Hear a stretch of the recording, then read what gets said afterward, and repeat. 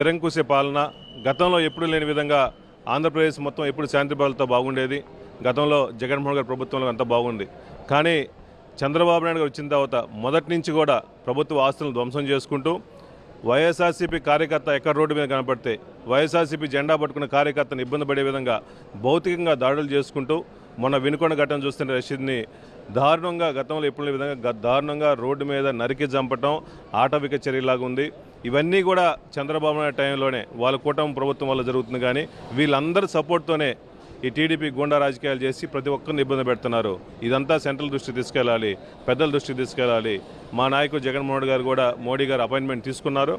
వాళ్ళతో పాటు మిగిలిన సెంట్రల్ మినిస్టర్లు కూడా తీసి పెద్దలందరికీ తీసుకొచ్చి ఈ విధంగా రాష్ట్రంలో జరిగిన భౌతిక దాడులు, ఆస్తుల ధ్వంసం, ఈ రాష్ట్ర గవర్నమెంట్ చేసిన అంతకుముందు మనం డెవలప్ చేసిన విషయాలు కూడా పూర్తిగా బిల్డింగ్స్ పడేయటం ఇవన్నీ చేస్తున్నారు. కాబట్టి ఈ రాష్ట్రంలో శాంతి భద్రతలు పూర్తిగా లేవు.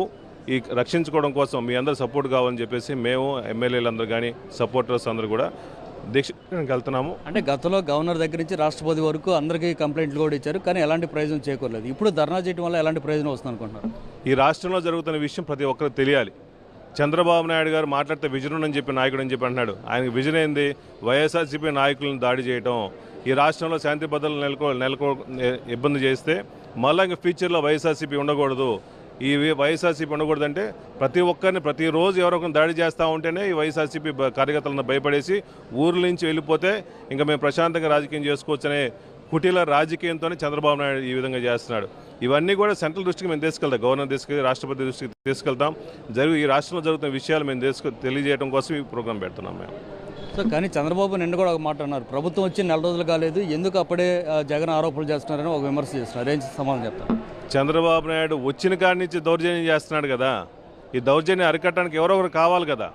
అందుకని ప్రతిదీ ఇన్స్టెంట్ మేము కూడా వెయిట్ చేద్దాం అనుకున్నాం. నువ్వు డెవలప్మెంట్, నీకు విజన్ ఉన్న నాయకుడు అని చెప్పి నువ్వు డెవలప్ చేస్తావని చెప్పి వెయిట్ చేసాం. కానీ నీ డెవలప్మెంట్ ఓన్లీ మనుషులను చంపడం కోసం కేటాయిస్తున్నావు తప్ప ఈ అమరావతిని డెవలప్ చేద్దాం ఏమీ చేయట్లేదు. కాబట్టి అందువల్ల ఇంకా మాకు ఎవరో రెస్క్యూ ఆపరేషన్ కావాలి. కాబట్టి మేము పెద్దల దృష్టికి తీసుకెళ్ళాలి, వాళ్ళు సెంట్రల్ ఇంటెలిజెన్స్ సపోర్ట్ తీసుకోవాలి, సెంట్రల్ సెక్యూరిటీ సపోర్ట్ తీసుకోవాలి. కాబట్టి మేము ఢిల్లీలో పోయి ధర్నా చేస్తున్నాం. నిన్న మీరు అసెంబ్లీలో ధర్నా చేయడానికి వచ్చారు, ఆ సమయంలో పోలీసులు కూడా దౌర్జన్యం చేసిన పరిస్థితి కనిపిస్తుంది. ఎందుకని ప్రతిపక్ష నాయకులు అంటే అసెంబ్లీ సాక్షిగా ఈ దౌర్జన్యాలు దాడులు జరుగుతుందంటే ఏం చెప్తారు?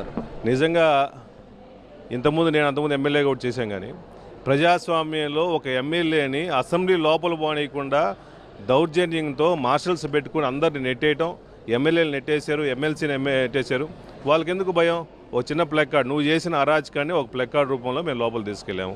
అది కూడా తప్పైతేట. ప్రజాస్వామ్యంలో ఒక ఎమ్మెల్యేలకే రక్షణ లేకుండా, ఒక ఎమ్మెల్యేనే అసెంబ్లీ లోపల తీసుకుపోనీయకుండా మమ్మల్ని పూర్తిగా అడ్డుకొని నెట్టేసి సంస్కృతిని తీసుకొచ్చావు. కాబట్టి ఈ రాజకీయం ఎక్కడికి పోతుంది? చంద్రబాబు నాయుడు దయచేసి మేల్కొని ప్రజాస్వామ్యాన్ని కాపాడాల్సిన అవసరం నీకు ఉంది. ఒక ముఖ్యమంత్రి స్థాయిలో ఉండు. మీరు మీ కూటమిని దయచేసి ఎమ్మెల్యేలు గౌరవించండి, ప్రజాపతులను గౌరవించండి, ప్రజలను రక్షించాల్సిన అవసరం మీకుంది. కాబట్టి దయచేసి మేల్కోవాల్సిందిగా కూర్చున్నాం. అంటే మీరు రాష్ట్ర పరువును ఢిల్లీ స్థాయిలో తీయటానికి ప్రయత్నం చేస్తున్నారనేది టీడీపీ చేస్తున్నటువంటి ఆరోపణ. ఏం సంబంధం? నువ్వు ముఖ్యమంత్రి అయిన తర్వాతే రాష్ట్రం పరువు పోయింది. నువ్వు అంతకుముందు కలబులు మాటలు చెప్పేసి అంతకుముందు అమరావతి డెవలప్ చేస్తావు, అది చేసావు. ఇంతవరకు గత 5 సంవత్సరాల్లో నువ్వు ముఖ్యమంత్రి ఉన్నప్పుడు 2014 నుంచి 19 నువ్వు పరువు ఆల్రెడీ తీసావు. ఓన్లీ వాళ్ళ కార్యకర్తలు జోబులు నింపుకోవడం తప్ప